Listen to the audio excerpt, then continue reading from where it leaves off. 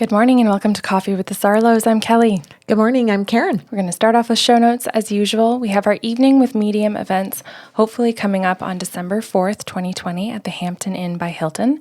Tickets are on sale at the website by sarlo.com. And as we've mentioned in previous episodes, your purchase is at no risk. If we do need to cancel that event as well, there will be no extra fee. You'll have a full refund back on your card or in your pocket. Oh, we sure hope we get to see you. Mm-hmm. We have a second podcast series called Sips of Sanity.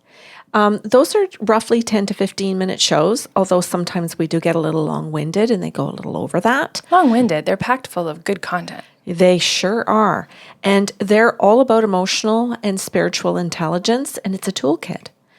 The very first show we give to you free every single month. They run from Monday to Friday. The Monday show is always a freebie for you, and it's at the website by sarlo.com. The remaining 4 shows that go with it are found at patreon.com/by Sarlo. Wonderful. And there are a bunch of different tiers there that you can check out with all different kinds of benefits to grow, as Karen mentioned, your emotional or intuitive intelligence. Mm-hmm. We also have gift certificates available. If you want to purchase those, you can do so by sending us an email or giving us a phone call, and we can send those out via email to anyone, no matter where you are in the world. And that kind of leads us into our most important piece, is that we are open. We are still operating. We are doing one-on-one sessions for people all over the world via Skype, FaceTime, telephone, and or Zoom, also WhatsApp, pardon me. Mm-hmm. And you had a new one recently? Theralink. I don't know what that is, but that's available as well. Mm-hmm. So if you do want a session, you don't have to wait. We suggest that you don't, because as far as we can see, we will not be reopening our doors until we test out what's going to happen come the fall. Yeah. But we'll keep you up to date each month. Of course, and on social media as well. Mm-hmm. So, Karen, you've got a great show prepared for us today. I have 2 stories today. Okay. Yeah. The very first story, I've named them. The people? That's my job. I know. But I've named them. Okay. That's okay. I have so many jobs. Yeah. Just sit and enjoy and do what you do in the show. Yes. So the first name is Naoko. Oh, okay. Cool. Yeah, and like I'm naming them because I'm trying to stay in the same like the client picked these names. Cool. Because they're in their culture. Love it. And I had never heard of these names. I understand that Grey's Anatomy is not that cultured. That's okay. It's a little limiting. Can you say the name again? Naoko. And she spelled these names. Cool. So it's Naoko. I know, I love spelling. Don't take this away from me. I love spelling. Okay. So her name is Naoko. And I do know that this is Japanese culture because she tells me this. Because after the session was over, I just asked her for permission to do this and to interview her a little bit, to take notes from the session. And I asked her to choose the names. And I asked her what the culture was because I love them and I'd never heard of them. And now I'm going to ask a really ignorant question here. Naoko, is that gender specific? I have no clue. Okay. I know that it's the name she chose for the female part. Okay. And there's a male in here. It's her brother. And his name is, and I believe she pronounced it, Aichi. And it's spelled Eiji. And I really do apologize if I'm totally making that wrong. I do. That's not my intention. I'm trying to validate or use what she asked me to do. So here's the story. So it's important to know, first of all, that Naoko is in her 60s. And I say that because there are other people that come into this story. When we do her session, we can see each other, long distance, of course. And her main question at the very beginning is to ask, generally, really, what was going on or what is going on in this lifetime between her and her brother. Okay, so just to clarify, your client is Naoko. Yes. And that's the name she's chosen for herself to be represented in the story. Okay. Yes. Okay. And she wants to know what's going on with Aichi. And I think she knows quite a bit, given that the guides look at me like, huh? But I understand it that they give me that kind of a look because it means she does know some of this. And that she's looking for more. She's looking for deeper meaning. So I asked her that. I said, I'm a little bit confused because the guides are looking at me like, why are you asking me this? Apparently you do know quite a bit. And she does admit, she says to me, that's very true. I do know some things just because of the experience with him. And she's done a little work on the side, meaning she's done some therapy. That's the cutest way I've ever heard therapy referred to. Oh. She's done a little work on the side. Oh, I think that's just, it's like the side salad. Oh, fuck, I think it's the meat and potatoes. Oh, well, I'm just referring just to the cute. fact that the relationship between her and her brother's the meat and potatoes, but you got to have a side salad. You know, it's the nutrients. Okay. Right? Anyway. So when I went back to the guides and said, okay, what does she need to hear? They show me that the parents have passed. So her mom and dad are passed. So that's a validation, which she confirms. And then they explain his meanness, his narcissistic behavior, which they term narcissism. And I want to be clear here that I'm not trying to represent or say that I'm a counselor and that I'm qualified to diagnose. I do not mean that. I mean very explicitly that the guides tell me this. I am repeating what I'm hearing. I'm not judging. And I'm sorry, Aichi is? Aichi is narcissistic. Okay. Very much. And his wife is really seriously an enabler. And there is a daughter in that family between those two as parents. So she has a niece. Naoko has a niece. And she doesn't bring that up, though. She just asks about the relationship between her and her brother. So those are a lot of good validations for Naoko when I say, well, I'm being told he's married, that he's still with his wife. There's been one wife in this lifetime, not more than that. That he has a daughter, no other children, just a daughter.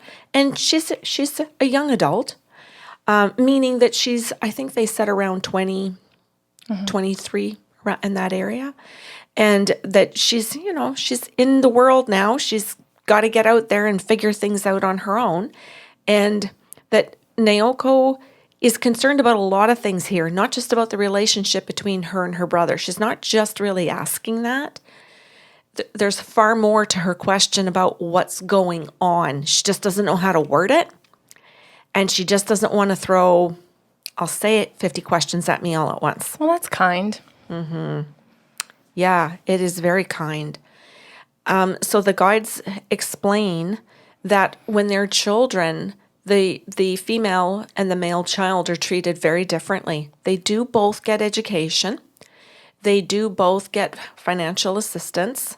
They both are loved. Like there are some things that are just solidly core where there's equality in it. Aichi and Naoko. Yeah. Naoko. Sorry, I screwed that up. And there are other areas where if he lies, he gets away with it. If she lies, she does not. So, and I think that's really cool. I think that's super interesting to hear how parents just decide, is that by gender that they think it's okay for him to be a liar because he's a male? Or birth order. Yeah, like it was just what happened there that they thought that was okay. That somehow lying because he was a male was just normal? Or, well, possibly, right? Or is that from the mom and the dad? Is that from that his dad is a liar and he gets away with it and the mom is the enabler? But if she lies, he calls her out on it. But there's this pattern in the family. And so Naoko goes into a career where honesty is really valued. So it really does shape her in a fantastic way. Unfortunately, because the parents don't hold him accountable to telling the truth, everybody knows he lies and he gets away with it, means that he picks a wife that does the same thing as his parents. That's not a healthy marriage. But he stays in it because that's his comfort zone. That's what he knows. He's not going to leave that because that's been his entire life. And so Naoko thinks, no, I'm not allowed to lie. So no, neither are you. You should have come out of this when you hit adult. If your parents are going to treat you that way, okay, that's on them. But once you turn 18, dude, you have the world as your resource. You have podcasts, you have books, you have radio shows, TED Talks, movies, libraries. There are just tons of resources. So if you're not going to access those, that's now on you, not on mom and dad anymore. I read this beautiful thing, and I'm sure it came about long before all these movements started happening in this election. Let's not call it a re-election. Where it said you are responsible to become a better person than the society that raised you. Love it. Mm-hmm. That should go right there. No. No. Well, so thank you for sharing that. Mm-hmm. So Naoko, in asking this question, is coming from this place of, no, I'm doing the hard work. And I'm not willing anymore at a certain age here in life when she hit around 40. I'm not willing to tolerate this in my brother anymore. So she walks away. Man, the 40s, eh? They just seem to be like a magical decade. Yeah. For most women. That's very true. Mm-hmm. Maybe that's when we really have enough. Maybe that's when we're fed up enough. Yeah, it seems to be the fuck it decade. Yeah, I was going to try and word that in different ways, and then I thought, no, maybe it just boils it down to pure exhaustion. Maybe it boils down to just looking around and seeing other people waking up and getting it and having better lives and going, I want that. Mm-hmm. And I deserve that. And at least at 40, I'm young enough to try because I'm scared that if I turn 50, it'll be too late. 60, 70, 80. I mean, I know you and I hear this constantly. But I think some of those things might be some of the things, because I wouldn't dare to say I know all the reasons. But she stops tolerating his behavior, and she stops tolerating her sister-in-law. Good for her. Oh my God. And I hope that when people are sitting at home today, it's like taking your cup of coffee and amen. Cheers. Mm-hmm. Whatever you're drinking, right? Like she just decides that it's not just about him, but that even when she is confronting Aichi, that her sister-in-law has him go back around in that same thing where she wants to keep her husband in this because she has a job. She has a function in that relationship, and she hasn't hit her, I'm tired of this, I'm fed up. So Naoko comes to realize, wow, I've hit my I'm fed up, but that doesn't mean that his wife is going to hit it at the same time. So this might not be beneficial to me. I'm going to have to go ahead and walk away from this. So she says, yeah. She goes, that's exactly what I did. And I said, well, it's in your contract, so good for you. And she went, what? And I said, it's in your soul contract. This is one of your life purposes. And that's when you see her get it at another level. When she sits there and it's like all of a sudden, Kelly, she gets grounded. Like she just gets rooted into herself. Mm-hmm. There's no more, I could waver out and go back and speak to him one more time. Should I go to a birthday party? You just see it sits. It's like pouring cement over her head. And I love it. And she's confident in it. She loses her second guessing herself. Even though she's had therapy not to second guess herself. She knows what narcissism is. She knows what no contact is. This is an educated woman who gets the reasons why. But when she hears it's in the contract, it does something else for her, which thought was really cool. She goes, explain that to me a little bit. I said, well, the two of you wrote that in. I said, you wrote in that you'd have to pick your own self-esteem, your own self-love, not willing to tolerate being abused, getting yourself educated, growing up, putting on your big girl panties, being able to look at another woman and go, you're still wearing little girl panties. I'm okay putting on my big girl panties. I'm okay to get up and go with this. I'm okay to live my life. You're not going to crush me. Your narcissism and your codependence and your enabling does not crush my life, does not extinguish me. Isn't that beautiful? And so her brother rages about that. He attacks her. He tries to ruin her reputation in her work environment. By talking to people he knows her in their community. He's sure to bring it up at parties about his sister Naoko. And he does what he can to try to destroy her. And this is why she's asking what is still going on. Because she's lived up to her part of it, to challenge him, to speak up, to use her voice, to live her life. She's done this, but he's trying to put a knife in her back repeatedly and twist it as much as he can to see how much it can hurt her.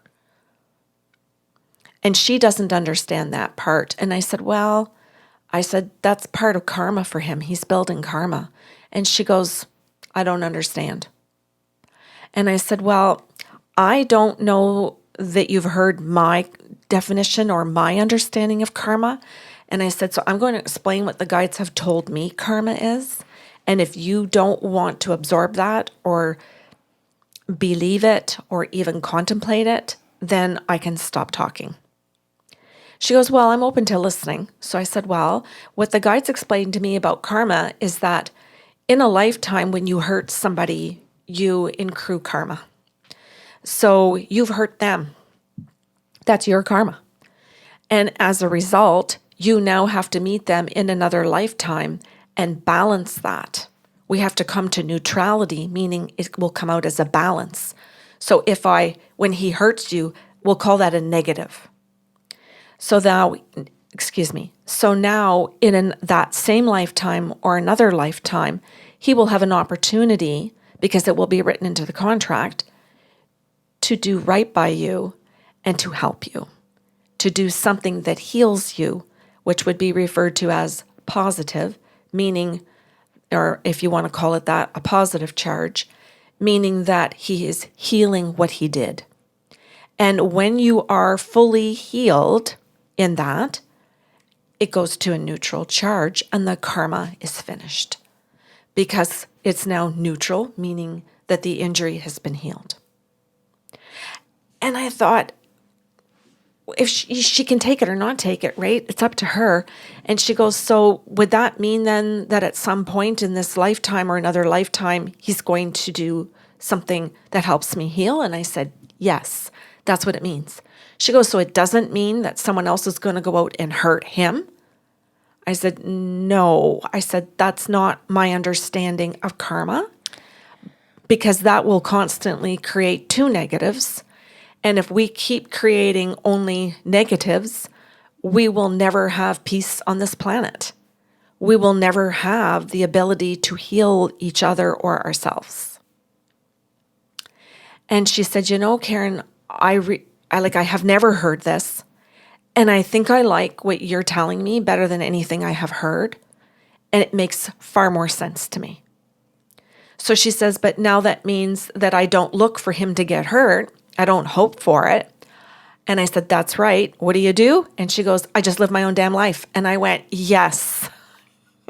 Because you never know how he's going to come back around and when and what lifetime to help you heal, to make it right. And she says, well, that would also require then that I allow him to. And I said, that's right. And as he does it, he has to earn your respect. He has to earn your trust. He has to become accountable. He has to become responsible. And she goes, I really like that. I said, well, then you'll like the universal laws, because that's what those are. And what you are giving him is a process. You're giving him a process back to himself, to who he truly is under all of the abuse. And you're giving him something beautiful in love to connect to when he can get there. And the thing of it is, it might not be this lifetime, Naoko. So that requires patience, like a lot of it. And a lot of humans don't have that much patience. So they would rather think that that person was getting hurt instead of healed. Personally, if I knew that my family was getting healed and could come back to a healthier relationship, I'd be happy. Even if I am hurt. Because that's how you heal your hurt. And I thought it was beautiful in this short session, the role that the sister-in-law played here, and how she was keeping him in his patterns by enabling. The next point to this, the second point, and final, is that Naoko is to be there for her niece. She is to be there as that person who can be the family member that she might reach out to, or she may be the only one that's there outside of that family unit that enables Aichi. Mm-hmm. So when she tries to step away from her dad, and now, unfortunately, also her mother, she doesn't have to leave one parent. She has to leave both, because mom's enabling dad's unhealthy behavior. So in order to get healthy, she has to choose to walk away from both of them. And maybe not permanently, but certainly for a long time to get healthy. Because they've done their own damage towards her to cause her own problems. So here Naoko is hearing that she might be the only healthy person for her niece. And if she doesn't stay healthy, and she does venture back into the cesspool with Aichi and his wife, that there will be nobody for her niece. And that the chances would be far less if there's no one than one person. Mm-hmm. So now she realizes that she's this safe place on the outside of this unhealthy family unit. It's a big contract. Isn't it? It's huge. It's absolutely huge. And she's a role model for her sister-in-law to be able to say, I need to join my sister-in-law. I need to be on the same side as your sister. You need to have two good women who are going to hold you accountable and love you and be here while you work through it. But because her sister-in-law says, no, not going to do that. I'm just going to play the role of just enabling my husband and everything looks good, which really reminded me of the show with Perfectly Hidden Depression, Margaret Rutherford. Yeah, that they're living in, right? Aichi and his wife and daughter are currently living in that. Everything has to look good on the outside, but it's not deep within ourselves, or even not too deep. There's a fair amount of narcissism there and people pleasing. So Naoko spent a half hour. Wow. That came through really quickly. And because she had done so much therapy, I didn't have to explain things. Because she had done so much work, when I said narcissism, she got it. When I said codependence, she got it. When I said enabler, I didn't have to explain. When I said, that he was verbally abusive, she didn't say to me, and what does that mean? When I said, that the enabler was a people pleaser, she just was like, mm-hmm. Bingo players are so happy today. Karen's having a great hair day. I've rolled my eyes. We've named off every book. You're all winners. Hey, people pleasers, that's true. That's so true. And for those of you that don't know about the bingo card we're talking about, that is on.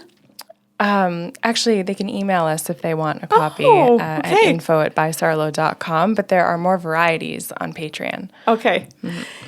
So she came in well-educated and had done so much work to try and figure out, how do I get healthy before I die? If I have 3 more, she's in her early 60s. If I have 3 decades, 4 decades, whatever, another year, whatever it is, another week, I've worked this hard to get here. I'm going to continue working. And I thought how awesome that is for her niece and her sister-in-law and her brother to, at the very bottom of all of this, know those things about her. Sometimes we only acknowledge those things about that person when they're dead. And that's when we reflect. I don't know that her brother's going to get there in this lifetime, even when she dies, though. When she asked that, if it was possible that moment of karma balance or the positive charge, she said, when do you think I could get my positive charge? The guides were not hopeful it was going to be this lifetime. From him. From Aichi. So I'm going to pose this question to you. Yeah. So that for the listeners, can you be your own neutral charge? Can you set karma by healing yourself? I would say yes. I would say absolutely yes. And I would say what a grandiose, I hope that's the right word, glorious act of love that is. Because now you're doing it for yourself and the other person. Now, I still believe the other person has to somehow get their lessons, but I believe the universe provides those regardless. Like their tracking sheet on us is pretty damn good. I always fantasize about when I die that I'm going to meet whatever, the maker, and they'll be like, okay, so in the next life, nope, thank you. I fixed it myself. We're done. I balanced that shit for myself. I'm not coming back, and I don't need anyone to do it for me. Next. I love that. That's a powerhouse of a soul. And I'm certainly seeing more humans getting what you're talking about, where they want the power to be able to balance that stuff themselves instead of saying, I will wait for that in another lifetime. Oh, geez, that feels slow and drudgery again. And do I want to come to this planet again? No, thanks. So how do I get the hell off? Or when I get the hell off, how do I not return to this?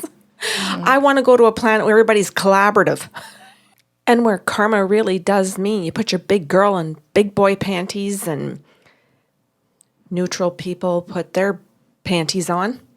Gender neutral, yeah. Gender neutral. I believe they. They? Yeah. Where they put their panties on, meaning that we grow up, meaning that we really are accountable for our actions. Not under, not over. Balanced. That's it. That's my story for today. It's a great session. Sounds like you did a great job for her. Yeah, thank you. I appreciate that. And for the niece who may not have the chance to say thank you. That's lovely. I appreciate your thoughts about that. That's not lost on me. Oh, I know. About what that looks like for... You've been that aunt. Yeah. For somebody to try to come out of something that's dysfunctional or unhealthy in some ways, and to need somebody that's on the outside of it. And that requires a lot from that single person. We can always feel very lonely or think we're alone. We're not. But there's a perception sometimes that we are when we have to fill those shoes. Yeah. Thank you. Yeah, thank you. I was just about to say. Good? Okay. So if you have questions or comments about today's show, you can email us at info@bysarlo.com. Otherwise, we will see you next week.